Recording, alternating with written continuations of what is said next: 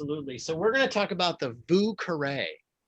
I'm kind of curious, very much what Duke has said. Maybe they've heard of it, but never had it, or Yeah. completely never heard of it. I'm curious for you out there, what are your thoughts on the Vieux Carre? Has anybody had this knowingly before? No. No? All right. Well, the probably the most complicated part of the cocktail is actually saying the name. This is a cocktail that has its origins in New Orleans, and that's where it was born and bred at Hotel Monteleone. Oh, And you have a classic cocktail from New Orleans. And if anyone knows anything about New Orleans, you've got this fusion of different cultures. And that's kind of what makes it so fun and quirky and very, very unique. I used to have a colleague that Deb Bosco and myself know very well, or used to know very well. And he was a chef at a previous school, and he used to go down without fail to New Orleans, to Mardi Gras, New Orleans, every single year of his life. He was no spring chicken, but that didn't stop him. That didn't stop his partner. They went down every single year without fail and engaged in the whole crazy, unique culture of New Orleans. This drink is no different. It's a fusion. Really, what New Orleans is a melting pot, and you have this New Orleans of a melting pot of so many different cultures. A lot of the cuisine is mostly a combination of kind of French influence, Southern influence, African influence. This cocktail takes its influence from Italy and France, and of course New Orleans itself. So it's quite a unique cocktail.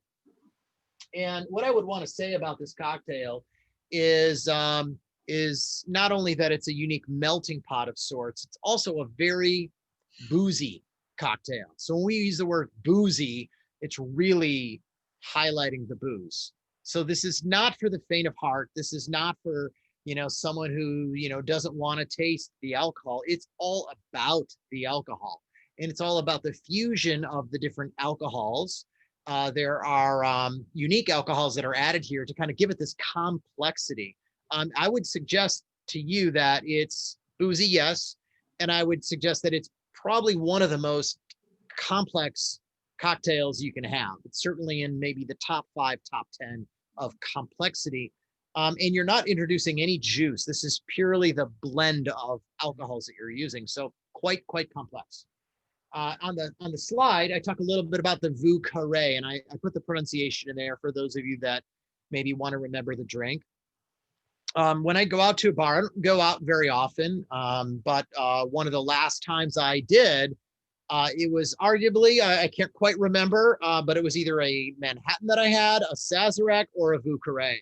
And it would have been at the Franklin Room. The Franklin Room is a little bar restaurant located off of Franklin, not too far from Franklin in Chicago, if anyone's familiar with that location out there. But anyways, it is really a classic cocktail, and its origins are New Orleans. I said it was created at the Hotel Monteleone in the 1930s by a man named Walter Bergeron.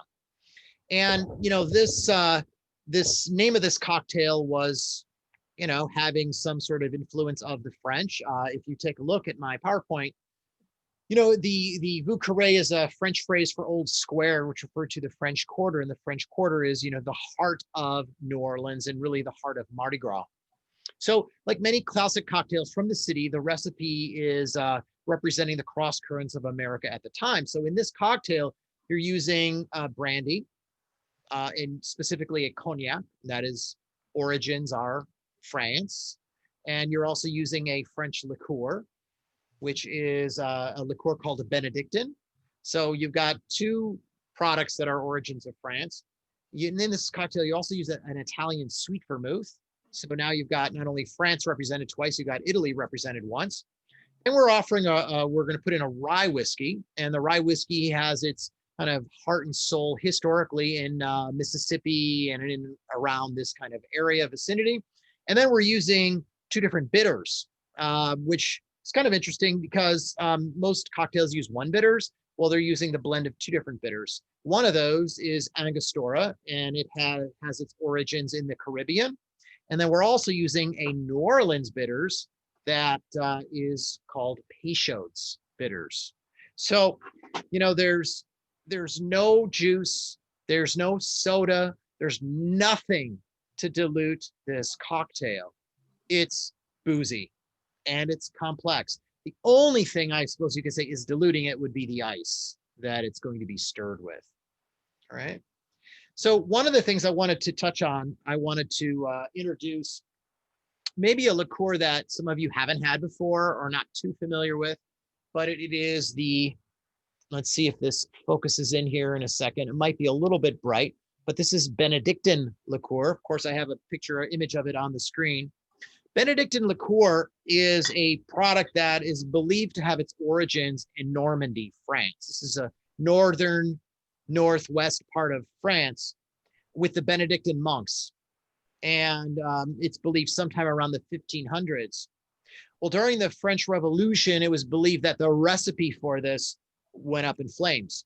Oh, convenient, right? But in the 1800s, there was a man named Alexandre Legrand who kind of somehow recreated the recipe and has been carrying this to this day, Benedictine liqueur. So in the sort of spirit of the Benedictine monks from the 1500s, but this is a kind of a new or revised creation in the mid 1800s.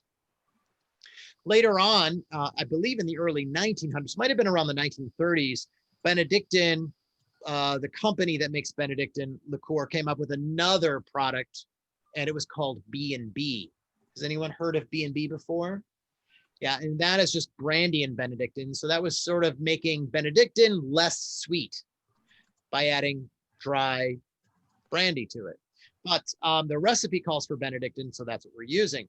On every bottle of Benedictine, you're going to see these three letters. Might be a little bit bright in my camera. Don't know if the clarity and the focus is coming in on that right now. But those three letters are DOM on the label for Dio Optimo Maximo, which is a phrase that, a statement that the Benedictine monks would begin with every piece of literature, any piece of writing they would do, which stands for to God, most good, most great. And so that was a little bit about them. So this recipe utilizes Benedictine. It's a very unique liqueur, probably not something that most of us have had, but probably something that we've seen on the back bar of a restaurant, perhaps if we remember back in the 90s. In modern day, it might be there, and probably the only purpose is for this cocktail. There are still some older generations that might appreciate Benedictine, maybe over ice. It is a liqueur, but it's a herbal liqueur that really consists of some 27 different components added to it of different herbs and spices and flavorings. All right. So the next thing I wanted to talk about with this cocktail that is very important to this cocktail is that of aromatic bitters. Now, most of us have probably heard of this bitters, which is the most prominent brand of bitters called Angostura. But New Orleans has their own bitters that was created, and that is called Peychaud's bitters. So the whole idea of using aromatic bitters is to bring in nuances, complexity. Most bitters have alcohol as a base, as these both do, but it's all of the botanicals and the barks and the spices that you're infusing with the alcohol to make this very concentrated type of concoction. The thought of the bitters was always to kind of provide a counterbalance. Right? So when you're putting a cocktail in your mouth, you may have the spice from the alcohol. You may have the sweetness from the liqueurs or the simple syrups. You might have the sourness or acidity from the citrus juice. And the idea is providing a counterpoint to those things. So bitters gives you a bittering agent. But it's not just about the things you feel, it's also about adding the aromas and flavors. All right. So if you're taking a look, Angostura bitters was created in the early-ish part of the 1800s. Originally was created in Venezuela and then later on moved to Trinidad and Tobago. And so this is secret. Nobody really knows how to make it, but this is the classic standby aromatic bitters. And then Peychaud's was created really just after that. And it was created by Antoine Peychaud, a Creole apothecary, who was from the French colony of Haiti and settled in New Orleans. And this one is very distinct. It's amazing, actually. It has this incredible nuance of kind of like this licorice, cherry kind of profile. It adds a little bit of sweetness along with the bitterness. So these two bitters are prominent to this cocktail. All right. And then we get to the actual cocktail itself. And, you know, the cocktail is a Vieux Carre. I'd like to hear you all say it, if you can all give it a shot out there, because hearing me say it is one thing, but having your motor skills do it is totally another. Please do me a favor on the count of three, all unmute yourselves if you can. I'd like to hear you all say it at the same time. Please just entertain me for a moment. On the count of three, Vieux Carre. 1, 2, 3. Vieux Carre.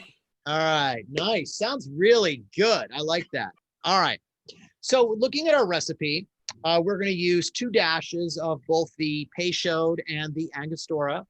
And so I'm not sure if you're going to be able to see this, but I'll raise this just a little bit. 1, 2. There's 2 dashes of the Angostura. And now we're going to do, and you can take a look at this bright red color here. 1, 2. So it's a very tiny amount that I have in here, but it's very powerful and it's very concentrated. So you may say, oh, what's that? It's a little, it's not going to have an impact. No, it has a dramatic impact on the finished product. All right, so now what we're going to do is add some sweet vermouth. We're going to add 3/4 ounce. I'm using the brand from Italy called Carpano Antica. This is one of my preferred brands of sweet vermouths. It's quite complex, and it is a little bit quite pricey, but I do believe you get what you pay for with this particular product. So I'm adding 3/4 of the sweet vermouth to the mixing glass.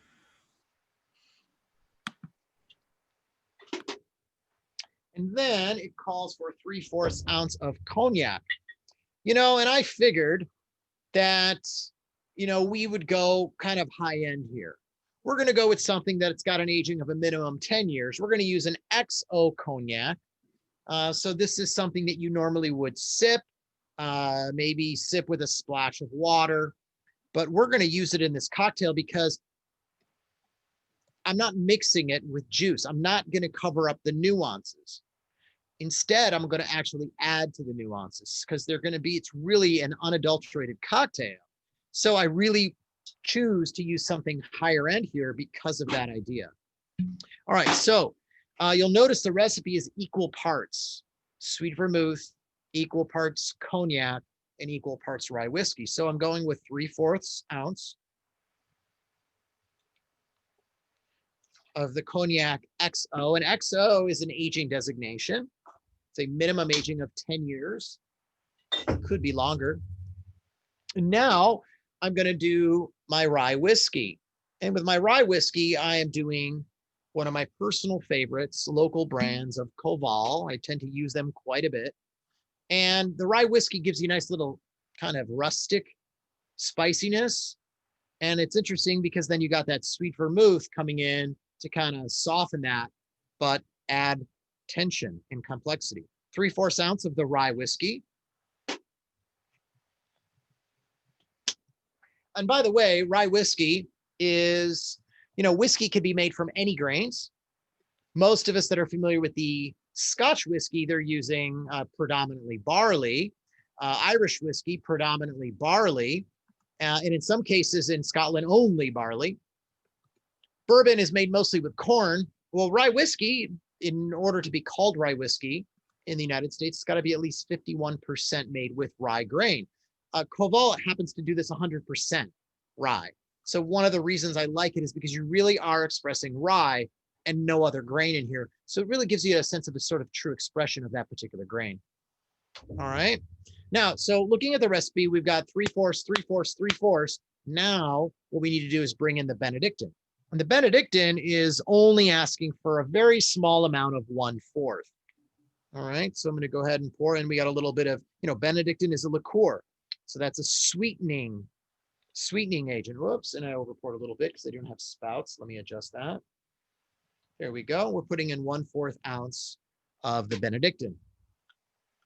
All right, so what I want to do is I want to show you how much liquid I have in here. And this is a lot. This is boozy. Now, yet this is not diluted, but I really want you to get a sense of this. 1 drink is plenty. Now, some of you might be big boozers out there, which is totally fine. Just be cautious getting behind the wheel of a car. That whole thing when you're sitting there drinking at a bar and you have a cocktail and you're like, oh, I'm completely fine. And you get up to use the restroom and you're like, oh my God, what hit me? This is one of those cocktails. It is very boozy. Or be All right, careful so walking in the living room. yeah, the living room, wherever it is you're going to be. Now, before I move on, I want to get my garnish. My garnish is a lemon peel, and my lemon peels tend to be a little bit thicker, and we call them swaths, S-W-A-T-H.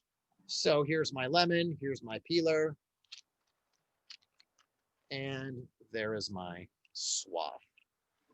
All right, so now, ideally, this cocktail would use ice in a big chunk. And this is my mold for making ice in big chunks, big cubes. And I started early today. I came to school, to campus, and I filled it up with some distilled water. And I put it inside of my special cooler here because I don't want like some ice mold sitting out in the open with other food and other stuff. I'm kind of concerned, so I want to keep it nice and protected. Well, I made a mistake, user error. When I put it in here, I have to keep the top open, but I accidentally closed it. And the cooler did a really good job of not freezing my ice. It's insulated quite well. So what I have is a backup plan. And the backup plan is regular ice inside my finished glass. Oh, John. It's all about live and learn and adaptability. We call that resilient leadership here Yes, at absolutely. Carroll College and National Louis University. Perhaps you know it best from someone else's voice, but resilient leadership. All right. Now, I'm going to go ahead and take my mixing glass. I'm going to fill that up with ice.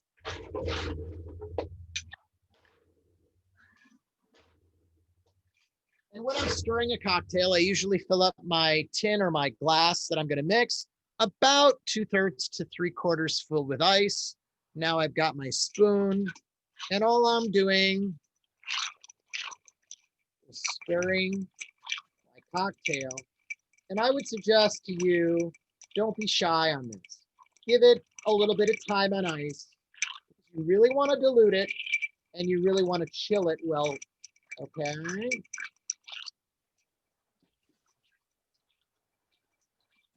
All right.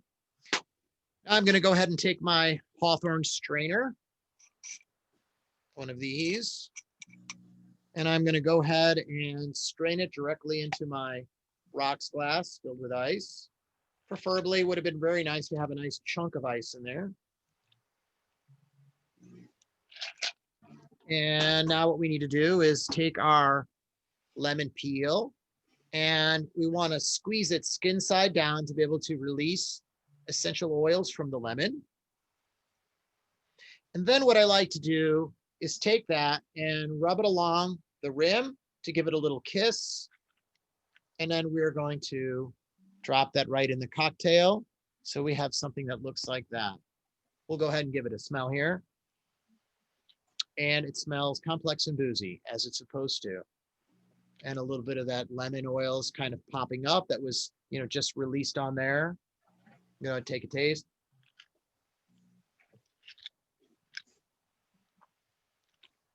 And it's complex and boozy. It's quite good, of course. Yes. Talk to me, comments, questions. folks, does anyone have any questions for John on anything, any of the ingredients of this cocktail, anything else about this cocktail? John, how much ice did you put into the glass where you stirred it in, stirred the drink up? Yeah, whatever vessel I use, it could be this. I could be using a tin. It doesn't matter what I use. Generally, I'm going about about 2/3 to 3/4 filled with ice. And that's usually obviously you can go less ice, but the problem that's going to happen is you're going to actually dilute it really, really quick. A smaller amount of ice with a greater quantity of alcohol, you're going to actually have a greater degree. I want to dilute it, but to what degree, right? And that's the thing. The goal is to be able to dilute and chill without, with the right amount. I would say that if you kind of want to have this cocktail and not make it so boozy, I would actually go with less ice, or I would just do the regular amount of ice that I suggest and stir it for a longer period of time, and you'll kind of find your sweet spot. There's a great episode of, if anyone remembers the series Mad Men, Don Draper and his wife were maybe in one of the rooms, and they had asked, he had been teaching his daughter Sally how to make a cocktail.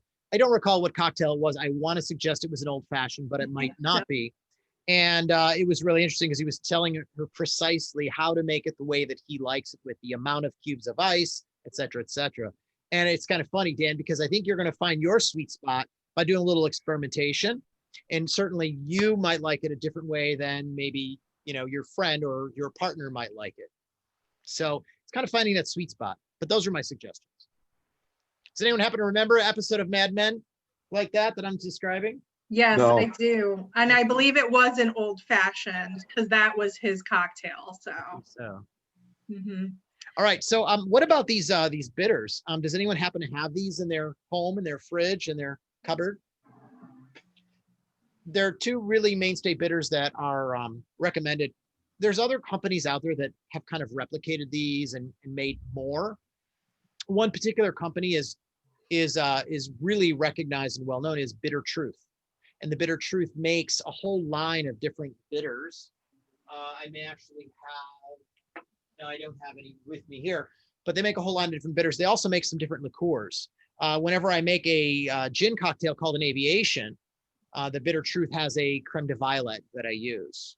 And so they do make some different bitters. So I'd suggest, it's not like I'm promoting these particular brands. I'm only really promoting them because they're classic and they have a long bit of history and they're well regarded, but there's many different companies as well that do bitters out there. In fact, you can probably create your own bitters. It takes a little bit of patience because you got to allow enough time for those flavors to extract. And the bitters are the Creole style bitters. Would those be easy to find, like at Binny's or somewhere? Absolutely. Yeah.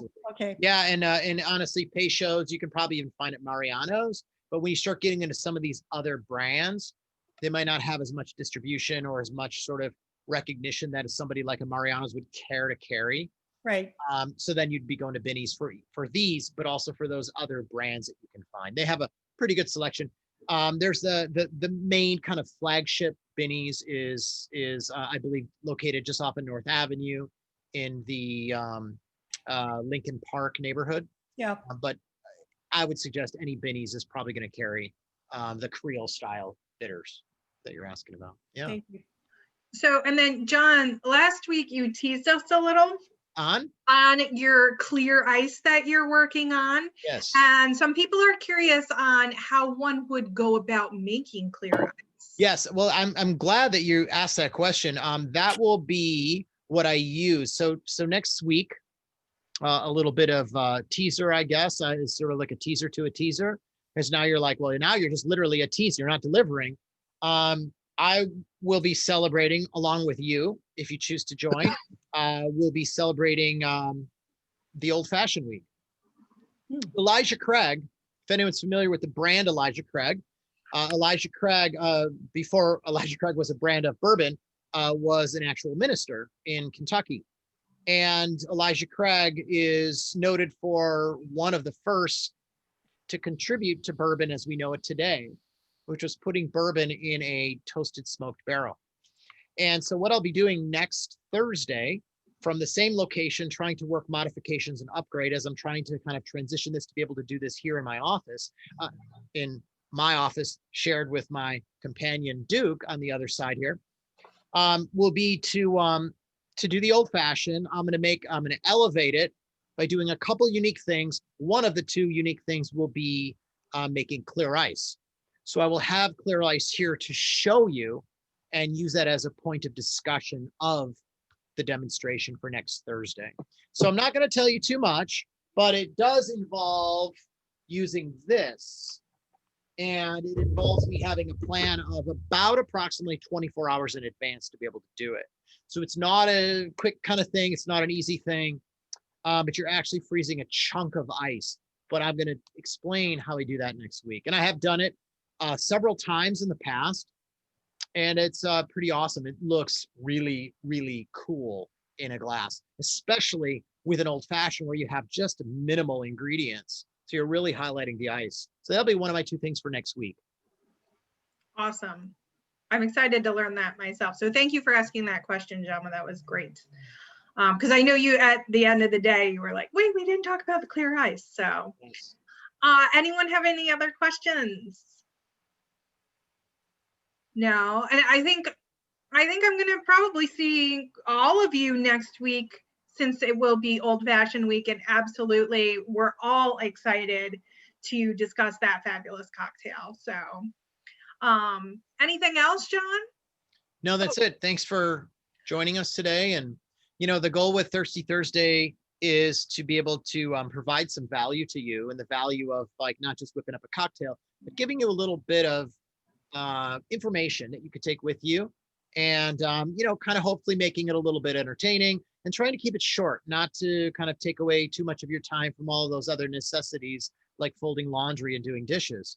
So I'm really trying to stick to sort of a 30 to kind of 35-minute maximum time frame with these, so that you can commit but not feel like you're committing way too much and taking you away from one of those wonderful things of folding laundry. So that's it. Thank you so much for your time today, and we'll hope to see you next Thursday. And actually, before we go, I'm going to just mention one more thing, folks.